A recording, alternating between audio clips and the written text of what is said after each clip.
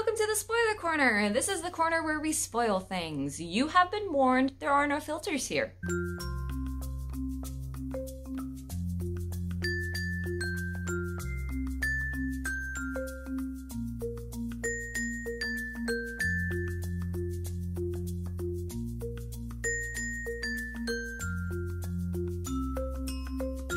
As far as the spoiler corner goes today, I actually don't have a lot of spoilers.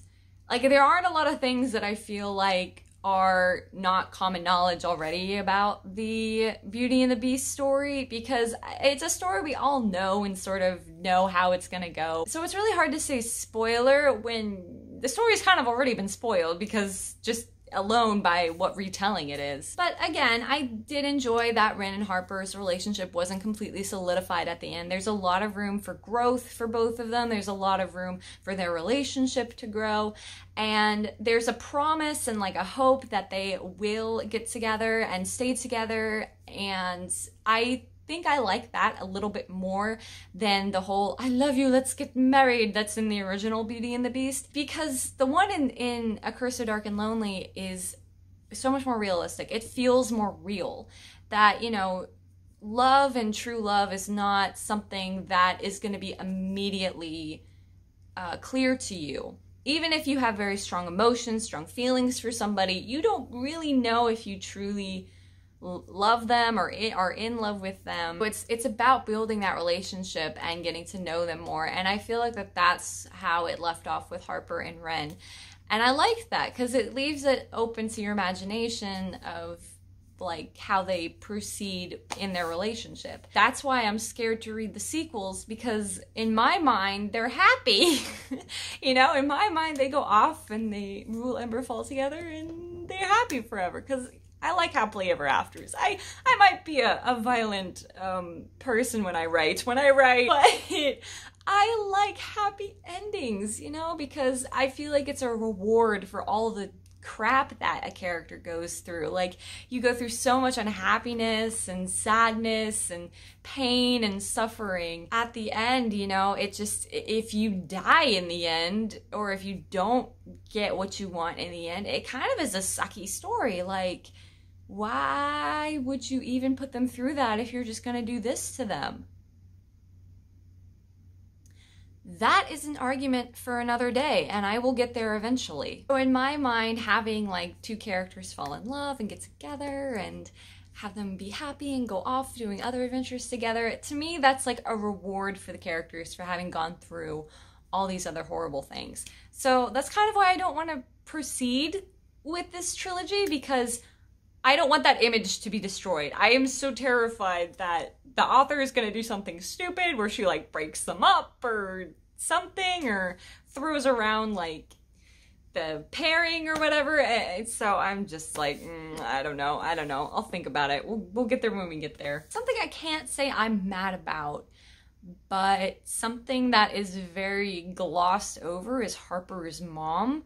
Like, we know that she's sick, she's terminally ill, and then Harper goes back to DC, and then her mom dies, and then they don't mention her mom again. It's almost like the mom is, I mean, the mom is just kind of a, I don't want to say pointless character, but it's almost like the mom is just there to be a plot point. The mom is just there to be something that Harper wants to go back to, which, you know, is understandable, but at the same time, it's like you don't mention her again after she dies. Like, you don't bring her up or anything. And so it's just sort of like, I don't know, like, to me, it just kind of made the whole mom character seem really pointless. I don't know. That was kind of a weird thing that I'm still trying to figure out, like, what the heck the point of the mom was in that book. And then there is a twist in this book, and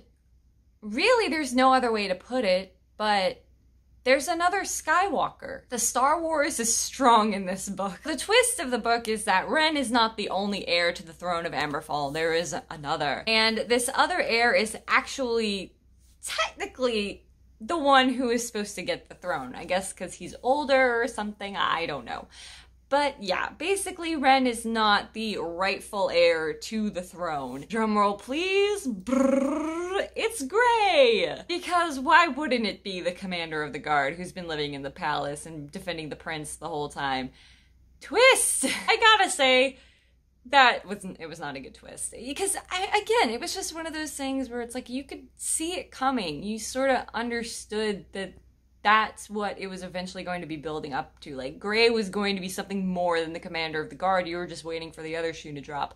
And then it dropped and you were like, okay. So the story is actually more open-ended for him, which I'm really confused about how the sequels are going to go too, because, like, I mean, when I picked up the book, I thought the story was about Harper and Ren, and now it's looking like it's going to be about Gray? I don't know. So I'm just a little bit confused now. I'm more confused than interested in finding out what happens next, if that makes any sense. I just have no idea what is going to happen next, but I also am kind of sitting here scratching my head like, do I want to know what happens next? So yeah, it is kind of tricky in that sense where it's, you know, I don't think I've ever picked up a book before where I've been content with the first book and I don't need to read anything beyond that. You know, and that's not necessarily a reflection on the other two books or anything. It's just my own personal feelings. So some people might see it as a cliffhanger and be like, oh, we gotta go get the second one. And I was like, I'm happy with this. This is cute. I'm good. And then there's also the matter of, even though you find out Gray is the rightful heir to the throne at the end of the book, he's also presumed dead at the end of the book because he, after a weird chain of sacrifices, he sacrifices himself to kill the Enchantress, and then he's just gone for weeks on end and nobody knows what happens to him, which I guess that could also be a cliffhanger for the next book. But again, it's sort of ambiguous, and I am a sucker for ambiguity. I love books and movies that end with ambiguity because there's so much more fun for you to imagine what happens next, what the characters do next. So it's almost like I want answers, but I also don't want answers. Like, I'm fine if I never get them. But I did really, really like the book. I did like the book. It's just my concern is that I'm afraid if I proceed, I am going to be let down. So that is my biggest worry with this trilogy. And I really don't want to be let down. There's not really much else, though, by way of spoilers for this book, because again, it is a Beauty and the Beast retelling. We all know the story of Beauty and the Beast. We all know roughly about how it goes. And it was a very good read, and I do believe it is worthy of all the love it's been getting, because there is a lot to enjoy in it. There's a lot of good characters, there's a lot of good interactions, there's a lot of good action sequences. Actually, the last portion of the book is, like, crazy. I don't know what else can happen from here now that the curse is broken. I will definitely be reading the other two at some point in time, though, because, I mean, I'm gonna have to. If it's part of a series, I have to have the whole thing because I am my father's daughter. But I already know that the first book is my favorite, and I'm happy with that story. So thank you all so much for watching this Spoiler Corner. I hope you enjoyed this video. If you have your own thoughts about A Curse So Dark and Lonely, please go ahead and leave them in the comments down below. I would love to hear it and talk to you guys about this book, because there is a lot to enjoy, but I think we can also have a lot of fun just talking about it. If you would like to see my non-spoiler-y review, go ahead and click the link in the description and it'll take you right over to that video. And if you enjoyed this spoiler corner, go ahead and give it a thumbs up. If you would like to see more book-related content as well as writing and movie-related content, go ahead and hit that subscribe button and ring that bell so that you are notified every time I post a new review. And I will see y'all next time in another video. Bye!